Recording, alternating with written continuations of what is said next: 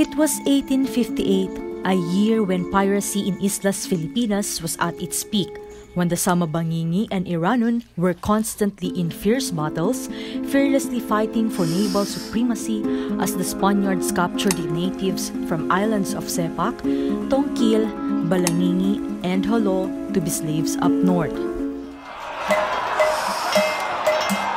The voyage that was making its way to the northern provinces through Cebu, then the fort where the captive Moros entered advanced until the ship reached Echage, a quiet town named after Reina Isabella, where people spoke Yogad. Panglima Taupan's wife, Noilan, was pregnant when they sailed to Luzon, but he spent one full decade in search for his wife Noilan across the archipelago, only to find her and their son she gave birth to in 1848 in Tumawini with the Jesuit missionaries as assistants in the community. Through the years, Noilan stood out among the Yogad women and her son among the young boys. The Jesuit friars sensed they were of fine and cultured breeding and gave the boy learning opportunities in the 3 R's: reading, writing, and arithmetic. The readings included Catholic prayers.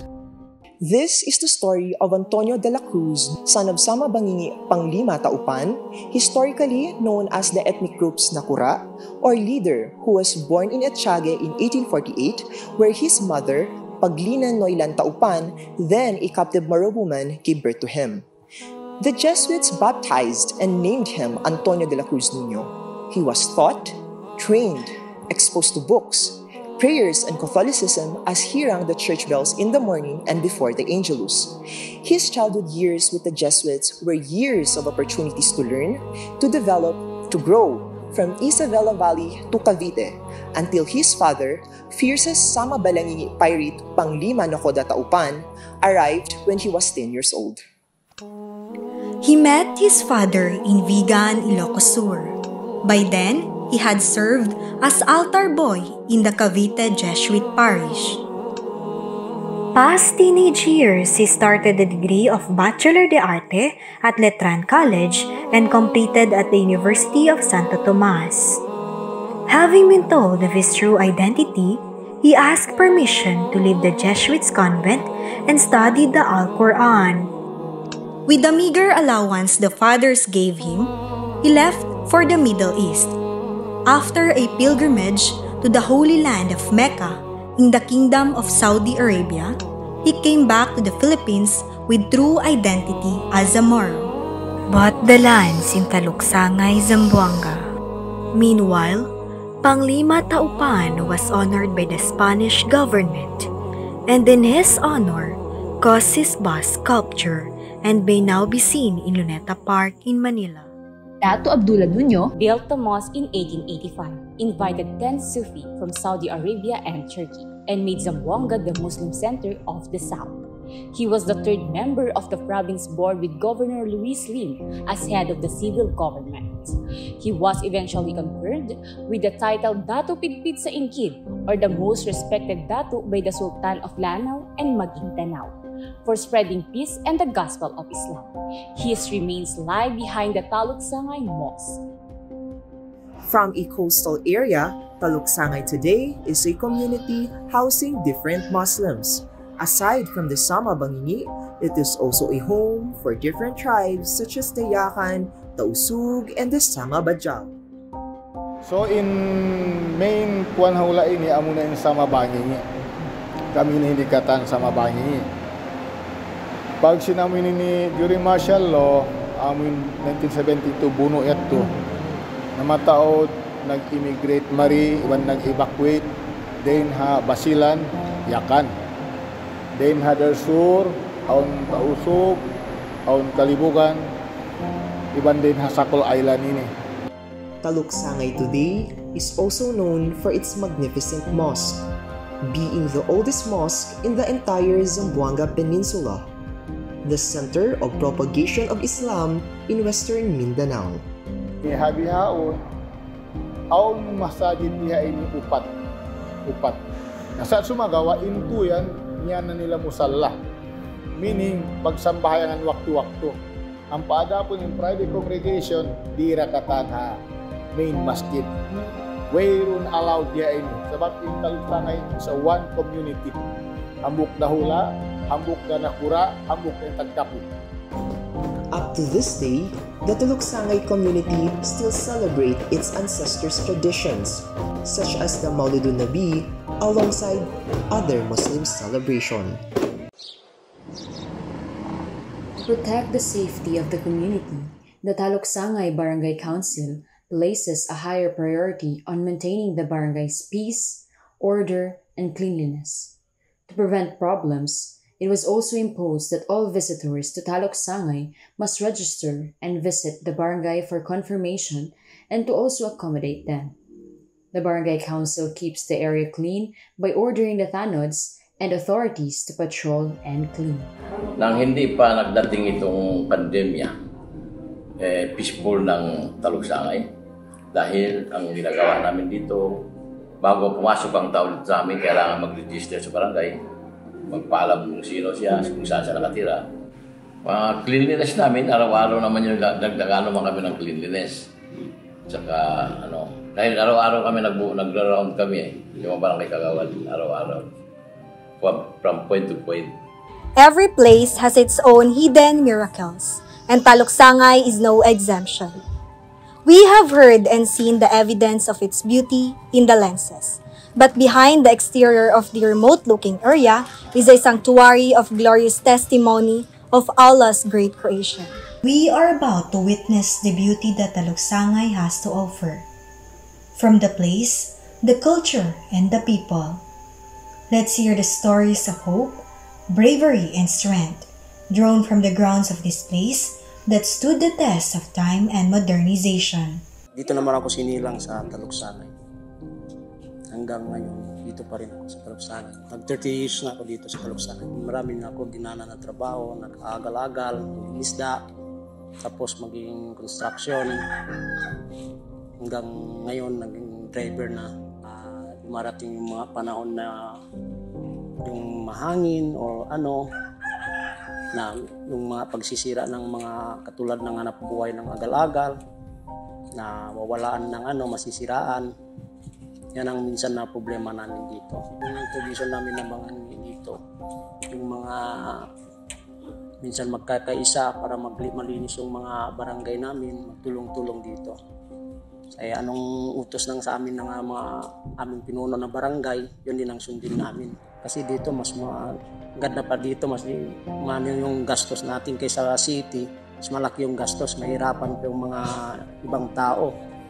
Kasi maganda dito sa barangay na malapit sa tubig, sa dagat, kasi madaling humanap ng hanap buhay yung mga tao. Yung pandemic, yun nga, pang araw-araw, hindi namin alam kung saan kukuha kasi wala nang trabaho yung mga namin, yung mga asawa namin, sa bahay lang. Yun yung mahirap, yung pandemic. Tradition namin, pag may kasal, yun, dapat yung babae, hindi nasa pa sila, hindi pa pwede magkita, ganun. Tapos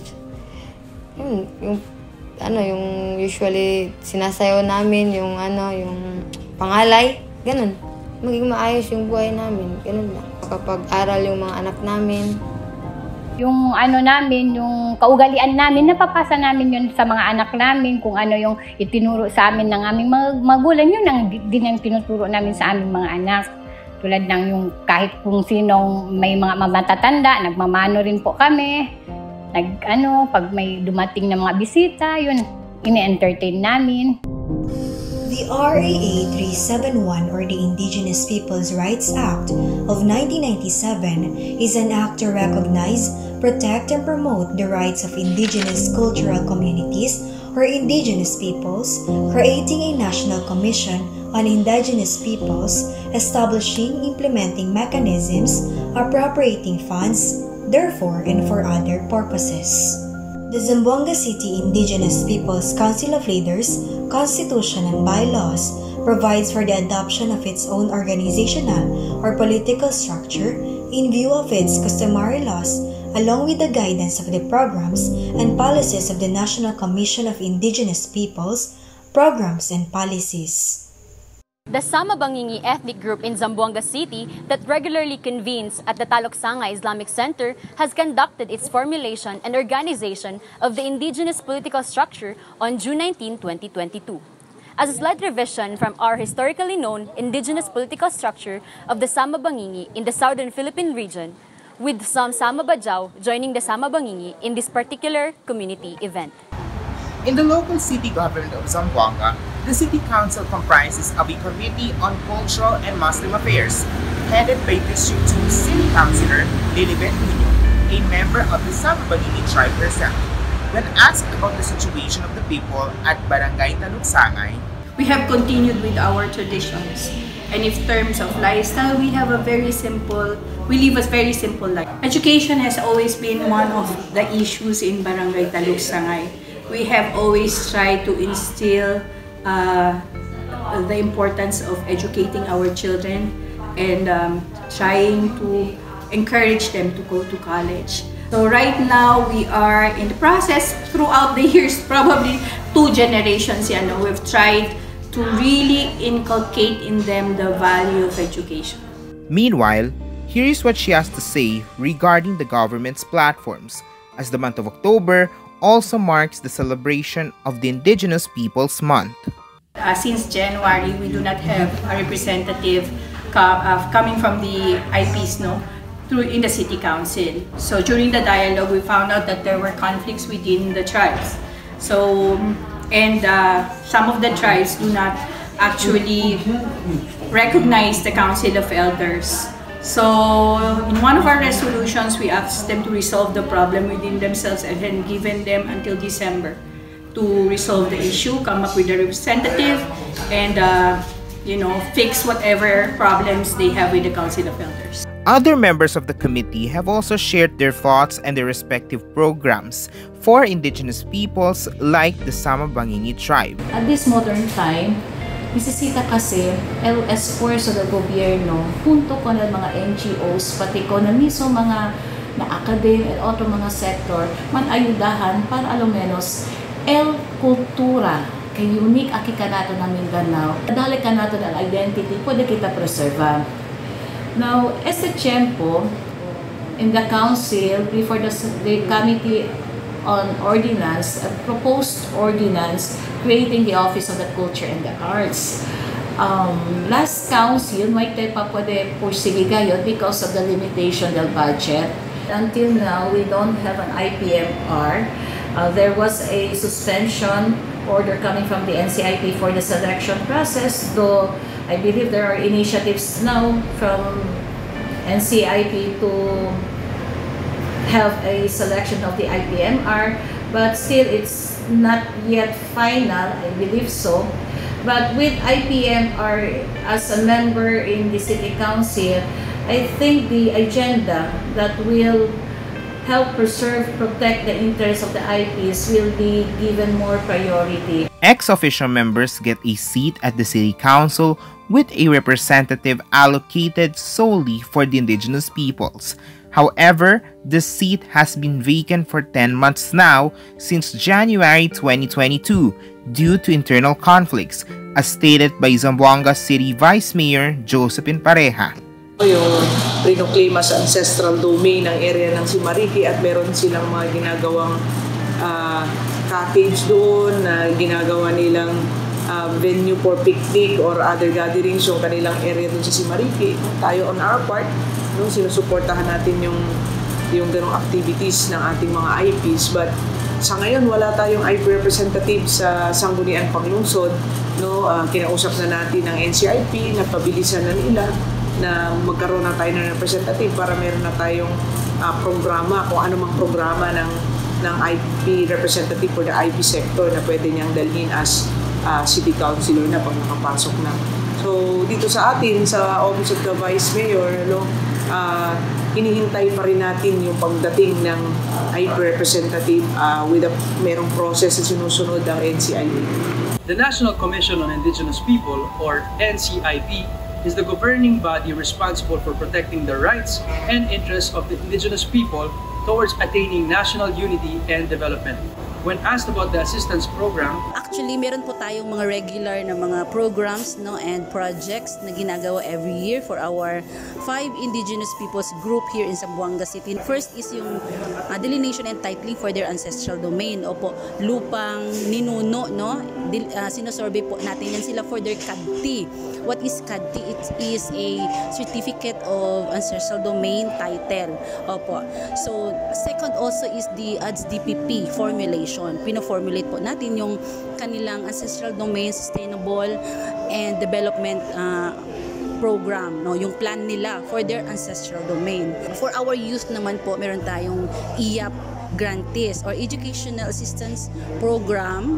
Ang pinagkakaabalahan talaga namin ngayon is yung AD visitation po natin, on where we visit different ancestral domains here in Zamboanga City. The mandate pala of NCIP is more on to promote and protect the rights of indigenous peoples. Meron tayong 2Ps, tinatawag naming 2Ps and 2Rs. Yung 2P is promote and protect. Yung 2R naman is to respect and recognize in the fulfillment of their rights according to the IPRA law or the RA 8371. With the theme of moving towards a shared mission of inclusivity and solidarity together with the indigenous people of Zamboanga City, Ateneo de Zamboanga University launches the project Ipanaw, the journey of the indigenous people, in celebration of the Indigenous Peoples Month. So this event is actually a celebration of the Indigenous Peoples Month. So this is being made by the Center for Community Extension Services. So it has been 6 years that we have been celebrating. Today we have launched the project Ipanaw. Ipanaw is meaning is journey. So we are journeying with the indigenous peoples. We cannot be without them. Civilization cannot be where we are today if we have not started with the indigenous people. The importance brings back to the previous years, because we cannot be called as Zamboanga if we do not recognize our roots, our culture. So basically, the indigenous peoples are the first people who have inhabited Zamboanga City. So if we do not know our roots, our culture, then I don't think that development is also as easy as how we see it today. We have to recognize them because they are part of our culture, our story, our way of life. Because without them, Zamboanga City will not be the Zamboanga City that we are recognizing within this moment. The Sama Banguingi people are leading the unification of the Sama ethnic groups, with Datu Abdullah Nuño as the historical head of the tribe in the city, following its indigenous political structure, which was followed from the original political structure during the late 18th century to date. The NCIP's efforts to unite the IPs in the city, however, drew conflict among the tribes, as its NCIP Zamboanga City Director, Engineer George Hakutan, has allegedly not acknowledged Datu Nuño in the gathering of the IPs, to the disappointment of Panglima Amilpasa Pandayin. I am Panglima Amilpasa Kaloy Panday. I was once the chairman of the Zamboanga City Indigenous People Council of Leaders until last February 1st.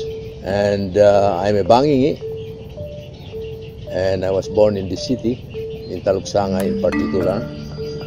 And as far as my tribe is concerned, it is one of the ethnic tribe recognized by the government among the 110 ethnic tribes. In the city, the Banguingi is the majority of the 5 tribes.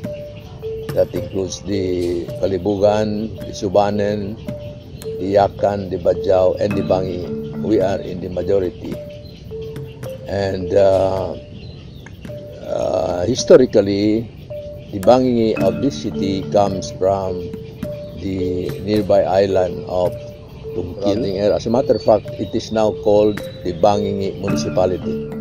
Aside from Panglima Amilpasa Bandaying, the leadership of Datu Abdullah Nuño among the Sama Banguingi in the city is supported by the Taupan and Mandi clans.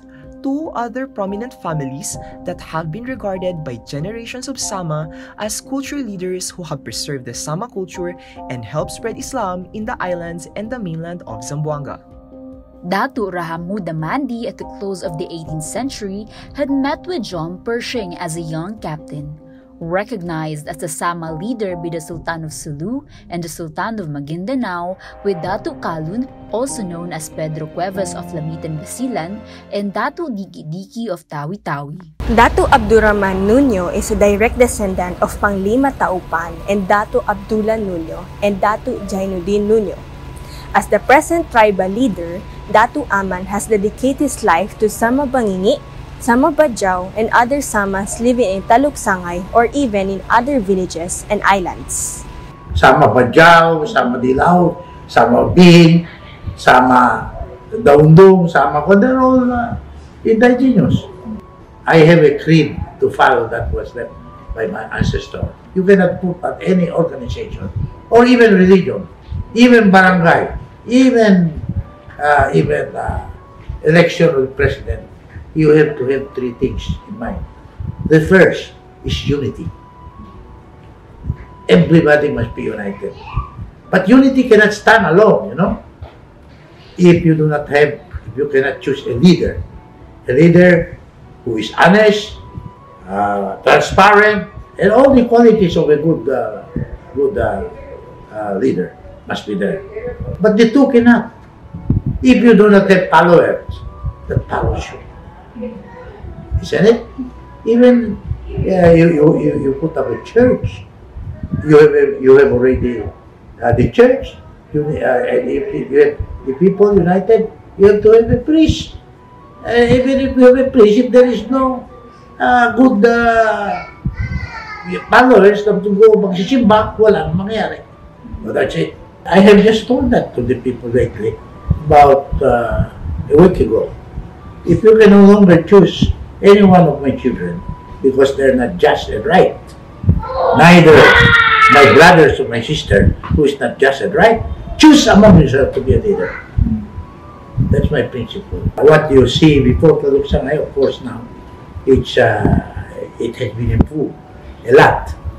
I have been their leader since my father died, but I have been there with them since I became barangay captain, and even before that, when I was the president of the Subcelso for 3 consecutive years, when I was city councilor, at that I saw to it that I'm always in my barangay. I help my father do these things, that cannot be done by the previous before I became barangay captain. For years, the Ateneo de Zamboanga University has committed itself to let the students reach out to communities, especially indigenous peoples. Sama Banguingi and Sama Bajaus are only among them. The Ateneo de Zamboanga University is committed to help the Simariki Island residents who are from the Sama Banguingi tribe. And we have, in the past 2 or 3 years, we have been working with them in terms of many things. Number one is livelihood assistance. Like we have given them grants in terms of bangka, books, education of especially the children. We have built schools. In an interview, Father Carl San Juan of the Society of Jesus made clear the Jesuit University's trust in student formation. Student formation from the perspective of the Society of Jesus or the Jesuits is all about the student's discovery of his or her own real self, meaning who are you as a person, who are you and who is your God.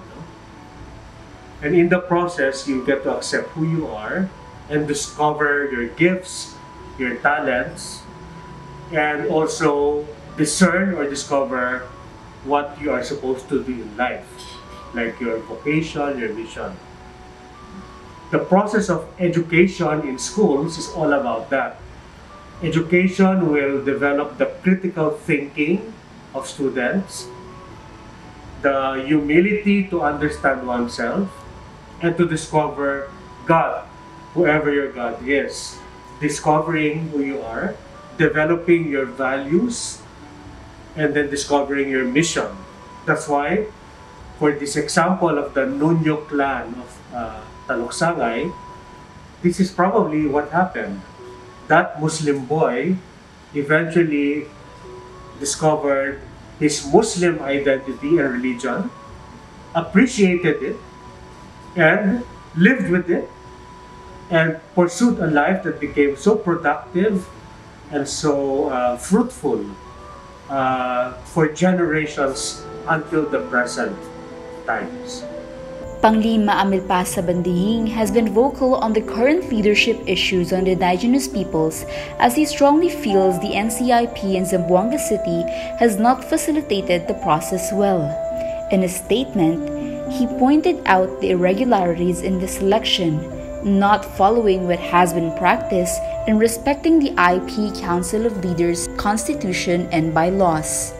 Banguingi said this has been done in 2014, 2015, 2016, and 2017. Specifically, he said, the NCIP Zamboanga City's attempt to organize a new kind of organization different from the ZCIP-CEL to formulate the local guidelines may constitute a serious violation of Article 2, Paragraph 5, January 5, 2017 of the bylaws of the ZCIP-CEL. It violates Section 10 Administrative Order 1, Series of 2021, and a violation of Section 16 of RA 8371/1997.